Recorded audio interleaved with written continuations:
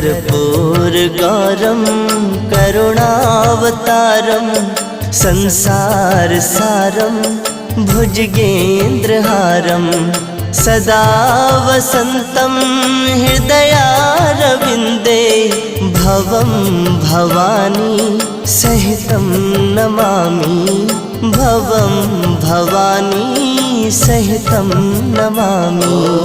कर्पूरगौरं